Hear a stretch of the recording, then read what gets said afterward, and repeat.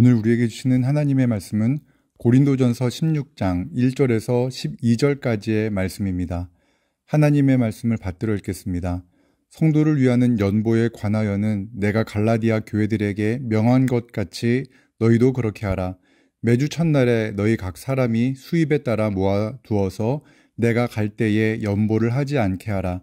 내가 이를 때에 너희가 인정한 사람에게 편지를 주어 너희의 은혜를 예루살렘으로 가지고 가게 하리니 만일 나도 가는 것이 합당하면 그들이 나와 함께 가리라. 내가 마게도냐를 지날 터이니 마게도냐를 지난 후에 너희에게 가서 혹 너희와 함께 머물며 겨울을 지낼 듯도 하니 이는 너희가 나를 내가 갈 곳으로 보내어 주게 하려 함이라. 이제는 지나는 길에 너희 보기를 원하지 아니하노니 이는 만일 주께서 허락하시면 얼마 동안 너희와 함께 머물기를 바람이라. 내가 오순절까지 에베소에 머물려 함은 내게 광대하고 유효한 문이 열렸으나 대적하는 자가 많음이라.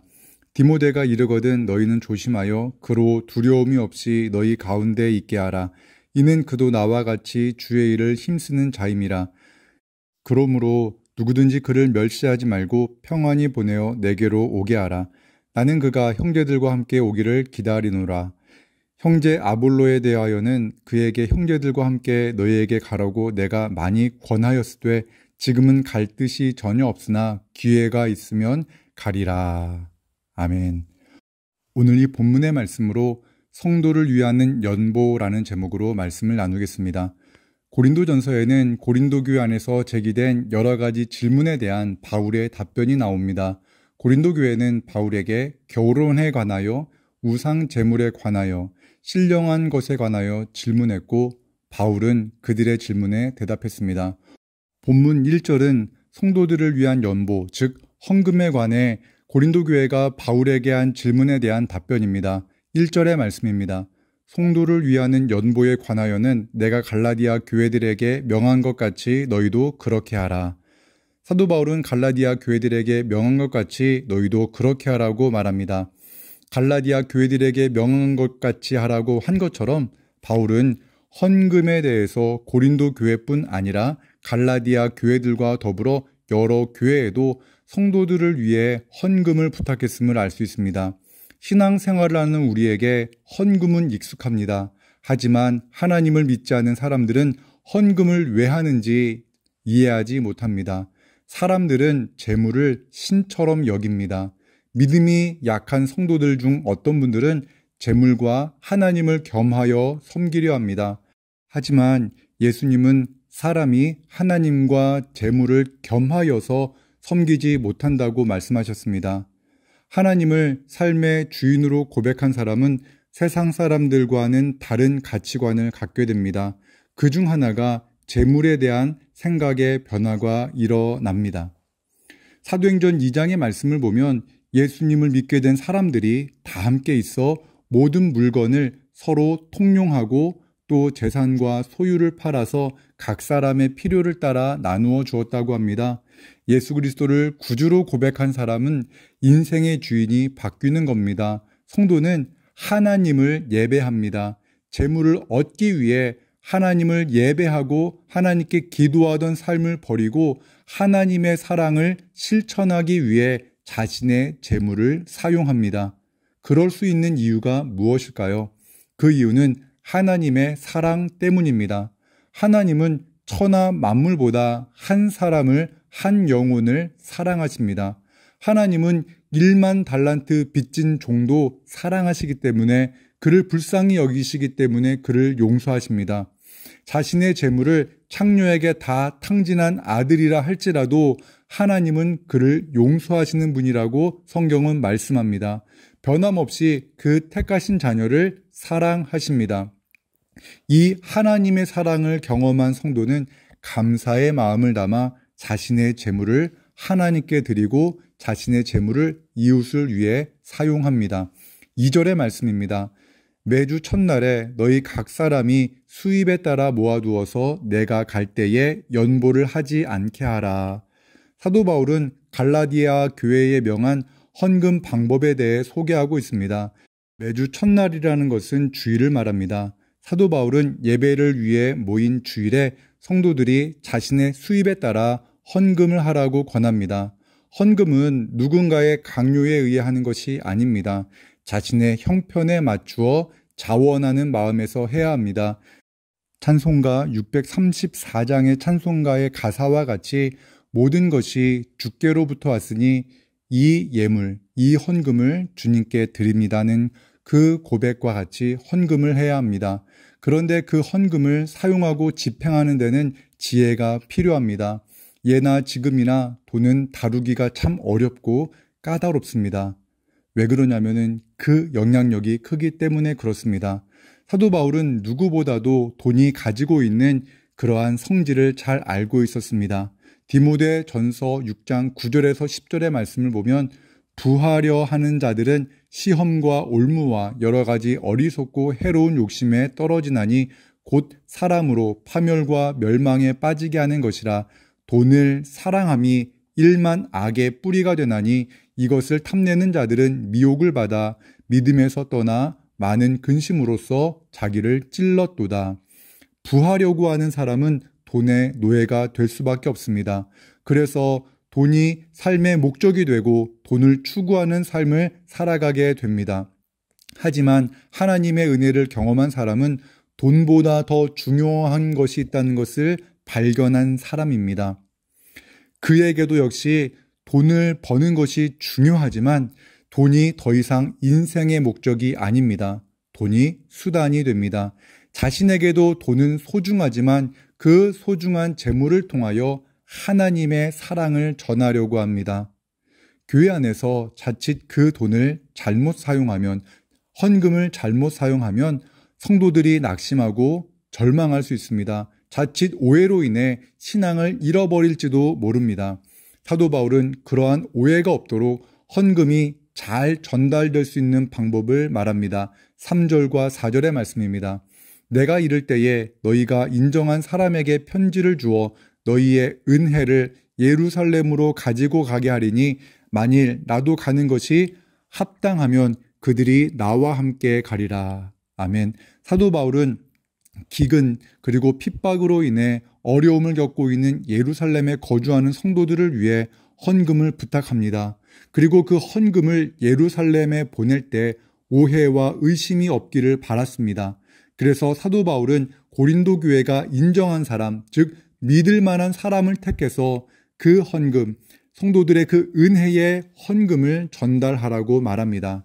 특별히 오늘 3절의 말씀 중 고린도 교회 성도들의 헌금을 너희의 은혜라고 표현하는 이 부분에 우리는 집중해야 합니다. 하나님의 자녀들 역시 장래에 어떠한 일이 일어날지 모르기 때문에 더 많은 돈을 비축하고 싶은 마음이 있습니다. 하지만 그 알 수 없는 내일을 하나님께 맡깁니다. 내일 일을 염려하여 재물을 쌓기보다 오늘 하나님의 사랑을 실천하려 합니다. 이 마음이 바로 구원받은 하나님의 백성들의 마음이고 그것이 은혜 받은 자의 마음이기 때문에 그것이 바로 너희의 은혜가 되는 것입니다. 내일 일을 너무 염려하면 오늘 기뻐할 수 없습니다. 내일을 걱정하면 오늘 감사할 수가 없습니다. 내일에 대한 염려를 하나님께 맡기고 감사함으로 하나님 아버지께 우리의 간구를 아뢰을 때 하나님께서 우리의 마음과 생각을 지켜주십니다. 내일 일에 대한 염려를 내려놓고 모든 것이 하나님으로부터 왔다는 믿음을 가진 사람만이 이웃을 위하여 나의 재물을 사용할 수가 있습니다. 자신의 물질을 하나님의 사랑에 감사함으로 드리는 헌금은 믿음이 없이는 절대 할 수 없는 그러한 신앙의 모습입니다. 세상의 재물이 누군가에게는 악의 뿌리가 될 수 있지만 누군가에게는 하나님의 은혜를 전달하는 수단이 됩니다. 5절부터 9절까지는 사도 바울의 여행 일정에 대한 언급이 나옵니다. 사도 바울은 고린도 교회를 방문할 계획에 대해서 말합니다. 바울은 현재 에베소에 머물 수밖에 없는 상황에 대해서도 말합니다. 그런데 여기서 주목할 부분이 있습니다. 7절입니다. 이제는 지나는 길에 너희 보기를 원하지 아니하노니 이는 만일 주께서 허락하시면 얼마 동안 너희와 함께 머물기를 바람이라. 사도 바울은 고린도 교회를 방문하고 싶어 하지만 자신의 간절한 소망과 달리 고린도 교회에 가지 못할 수도 있음을 말하는 겁니다. 사도 바울은 주님께서 허락하시면 고린도 교회 성도들과 함께 머물 것이다 라고 말을 합니다. 신앙적으로 성숙해 간다는 것은 내 생각과 내 뜻대로 되지 않을 수 있다는 것을 인정하는 것입니다. 내 시간과 하나님의 시간이 다르고 나의 계획과 하나님의 뜻이 다를 수도 있습니다. 내 시간과 내 뜻이 하나님의 시간과 계획과 다르다 할지라도 하나님의 인도하심에 순종하며 살아가는 것이 그리스도인의 바른 마음가짐입니다. 10절과 12절의 말씀입니다. 디모데가 이르거든 너희는 조심하여 그로 두려움이 없이 너희 가운데 있게 하라. 이는 그도 나와 같이 주의 일을 힘쓰는 자임이라. 그러므로 누구든지 그를 멸시하지 말고 평안히 보내어 내게로 오게 하라. 나는 그가 형제들과 함께 오기를 기다리노라. 형제 아볼로에 대하여는 그에게 형제들과 함께 너희에게 가라고 내가 많이 권하였으되 지금은 갈 뜻이 전혀 없으나 기회가 있으면 가리라. 사도 바울은 혹시라도 바울을 따르지 않는 어떤 사람들이 디모데를 멸시하지 않을까 하는 마음으로 고린도 교회가 디모데를 만나거든 그를 존중해 줄 것을 부탁합니다. 주님의 교회는 주님의 일에 힘쓰는 사람을 사랑하고 아껴야 합니다. 또한 바울은 아볼로에게 고린도 교회에 가도록 여러 번 권면했다고 말합니다. 아마도 아볼로를 통해 선포되는 말씀을 듣고자 한 고린도 교회 성도들을 위한 배려였던 것 같습니다. 이제 말씀을 정리하겠습니다. 교회는 건물이 아닙니다. 교회는 그리스도를 주라 고백하는 성도들의 공동체입니다. 교회의 영향력은 그 교회에 모이는 성도의 숫자가 많고 적음에 달려있지 않습니다. 또한 교회의 영향력은 교회의 재정이 많고 적음에 달려있지 않습니다. 교회의 영향력은 하나님께 은혜 받은 한 사람에 달려 있습니다. 하나님을 아는 지식에 사로잡혀 있는 한 사람의 성도를 통해 교회가 살아납니다. 한 아이가 갖고 있던 물고기 2마리와 떡 5개가 예수님의 손에 갔을 때 배고픈 5,000명이 배부르게 먹을 수가 있었습니다. 가난하지만 감사함으로 하나님께 헌금한 2개의 동전을 통해 하나님은 이 세상을 변화시키실 수 있습니다. 하나님을 향한 온전한 믿음으로 이웃 사랑을 실천하는 오늘 하루가 되시길 주님의 이름으로 축원합니다. 기도하겠습니다. 사랑의 하나님 아버지, 하나님을 온전하게 예배하게 하시고 우리 마음에 있는 걱정과 근심을 내려놓고 먼저 하나님의 나라와 하나님의 의를 구하는 삶을 살아가게 하여 주옵소서. 사랑의 하나님 아버지, 물질의 문제로 힘겨운 시간을 보내는 성도들이 많습니다. 그들에게 일용할 양식과 더불어 굳건한 믿음을 주셔서 하나님을 우리의 아버지로 고백하며 오늘 이 하루의 삶을 기쁨과 감사와 기도로 승리하게 하여 주옵소서. 예수님의 이름으로 기도합니다. 아멘.